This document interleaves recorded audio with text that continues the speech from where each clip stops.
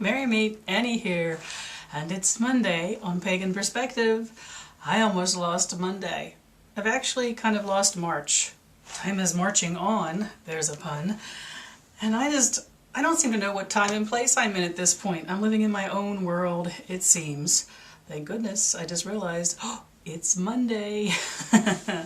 Our topic this week came from Wicked Man 16. And Cara sent us a one-liner that was the subject. It opens us up to all kinds of conversation. So this week could get interesting, according to where our host take us. Wicked Man 16 wrote us, could you talk about folk magic? Maybe some examples and how it came and just the background. So I had to really stop and think. I guess I've never tried to define to myself what I thought folk magic was before. And in the process of thinking about this, I realized why. To me, it's the same thing as witchcraft. One and the same. I spent some time online over this one because I was wondering, is there a given? Does our pagan community have a certain description of what folk magic is? And I found, like so many other things that we discuss, no, not really. Which is great because then we get the opportunity this week to see what the different hosts think it is. So what did I think it was? Well, my first reaction was folk magic is magic of the land, truly of the folk in their place. And it's a sense of history, this folk magic, because you don't just find yourself living on a plot of land and automatically relate to everything that grows on it, to be able to be a healer with herbs and work with the energy of the land. It's not something you snap your fingers and you do. You learn and you study. And it's the kind of study where there's probably been others who have taught you what they knew, and you become part of history, the flow of that knowledge. So a few first things that entered my mind about what folk magic would be of the land. So knowing a place well. So from region to region and culture to culture, while we might find some things in common, also very unique and very powerfully true to the area in which it is practiced. And there's something about community and learning from others, those who have come before, that I find in my mind is a descriptor of what folk magic is. It can very much be cultural. It can very much be ethnic in the sense that those who came before you in your line have taught you. But I also know some powerful folk practitioners that maybe weren't even born or raised on the land that they're on, but they've taken the time to know it well, to study, to work with those who do know. So they're outside of the culture and the geography in the sense that they are new to the land, but they are wise in the ways of folk practice. So there's a couple of the things that in my mind it automatically came to be. I did like some of the reading I did online because it brought another level of sophistication to how I would look at folk practice, which is folk practice almost always is to meet the needs of life. Folk practice isn't usually raising energy for the heck of it or to offer it to a greater cause. It's about family and community and the very local, the very intimate ways in which one can effect change. Yes, it is magic in that sense. Might be working with herbs and things which scientists later decided were scientific in nature, but along with it is the energy and the belief that makes things happen, that it's outside of whatever the science of the art might be. To me, it's about getting the business of life done, not praying for it to be done or looking outward for something else to do it, but getting the business of life done with the skills and the knowledge at hand. That's how I looked at it. A very active way of working with whatever the land offers. Now, I did stop to think that I know many powerful folk practitioners who are very spiritual, even religious in the nature of what they do, because what they've done is they've blended that instinct of working with the land that they know well, with their spiritual or religious beliefs. So I think the magic, the ability to weave that knowledge, to me the folk magic, The folk practice part about it is the knowledge of working with the land and the energies of the land. And then one could, of course, combine it with one's spiritual or religious beliefs. I know so many powerful folk practitioners who are Catholic, and they have used the power of their religion to weave in and around. And I know many people that were my grandparents' peers that worked magic of the land on a regular basis. And whether they acknowledged it as such or just saw it was so, and this is normally what they did, it was just so much a part of being on the land. My grandfather's family were fishermen and farmers, and they knew the ocean well, and they knew the fields well, and they didn't see what they did as folk magic. But we would look at it from this more modern perspective and see a lot of what looks like superstition to us, but it got things done, and there was a knowledge, an intimate knowledge of working with the land and the moon and the tides and the earth that was, to me, what I would define as folk magic, working with the energies of place to effect change, and knowing you are partnering with creation to effect that change. And it can be very powerfully tied in with one's spiritual or religious beliefs when one asks the gods to work through you, to aid you. I don't think folk magic asks for the gods to do something, but they will ask for the gods to work through them and be with them and help them make the right choices and help increase their energy and their focus. I don't know how much of this in traditional folk magic is something that one intentionally thought of.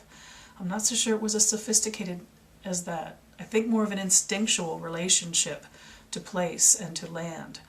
An honoring of the elders that came before, who would tell you this is what it is and teach you, and you would not wonder if that was so. You would know it was so.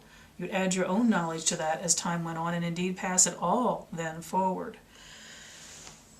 Seems to me that one of the definitions I saw a lot online is one I would think is a powerful descriptor of folk magic, which it goes about the business of life. Everything about the necessities of life and seeing that needs are met, whether it is to create or to destroy or to protect, to heal, all the different ways that one works with the energy of place and the knowledge about that place. So I really liked the description I kept seeing, which is about meeting the needs of life. Folk practitioner is not going to be wanting to raise energy to send to the universe, as my wicked brothers and sisters tend to do in our energy raising at times. It's intimate and personal, and you know who you are affecting and what you are affecting. It's not something you pray for, it is something you do. So, I really saw that folk practice is witchcraft. Witchcraft very specifically local and intimate, and worked within a region, within a culture, usually taught by others, because the knowledge of place takes so many generations to grow to the kind of depth that you can use it with that kind of power. I didn't see it any different than how I view witchcraft. It was one and the same to me. I think history labeled folk practice witchcraft when outsiders felt threatened by the talents of the cunning people, of the cunning folk. A description I saw of folk practice was it was called granny magic. So I would call it granny and granddaddy magic. Those men working the fields. My grandfather's family and fishing, they were as powerful as the grannies in their family. So the grannies and the granddaddies, they came to threaten. They came to threaten the intellectual elite and the scientists and the physicians and, of course, the churches. And then they began to be called something derogatory. They began to be called witches. And those of us who are witches have reclaimed the granny and granddaddy aspect of what that is. We've not let the word be the word that was given to us, but instead we've said, yes, that describes us. We embrace that. We are witches together. We work with the energies of the land that we know the best. We listen to our teachers. We learn from them and we pass our knowledge on. We work to affect change in our life and in the lives of those we know and love, our intimate circles. That to me describes not only folk practice but witchcraft.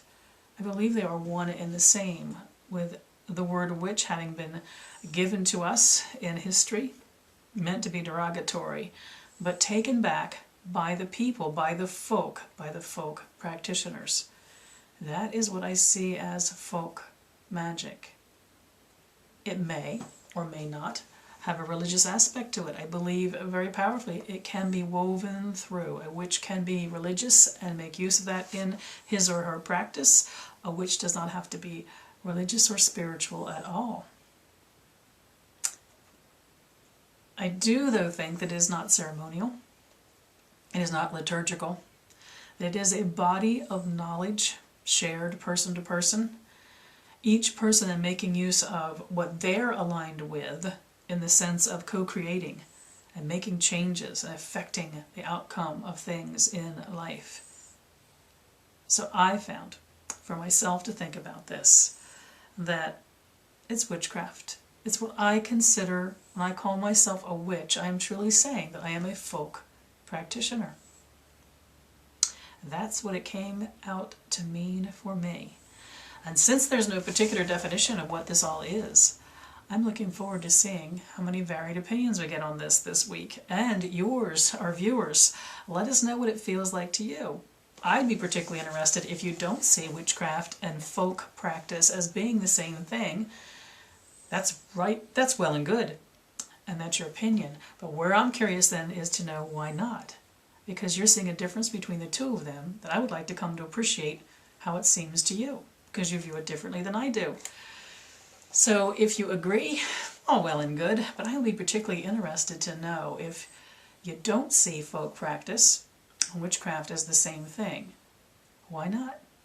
What are the things that makes them each distinct and individual? I thought only of one thing that might take witchcraft to a different place than folk magic, in the sense that witchcraft I can think of at a broader communal level that is a bit, in addition to what's local and powerful, might or might not reach into a wider sense of magic, a world sense, one might say.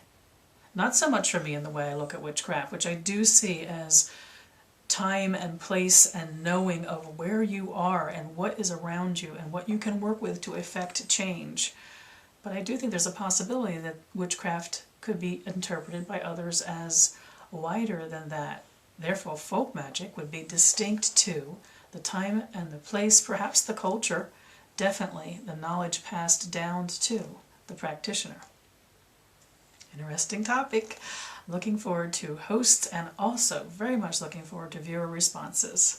I wish you all mirth and reverence. Merry part.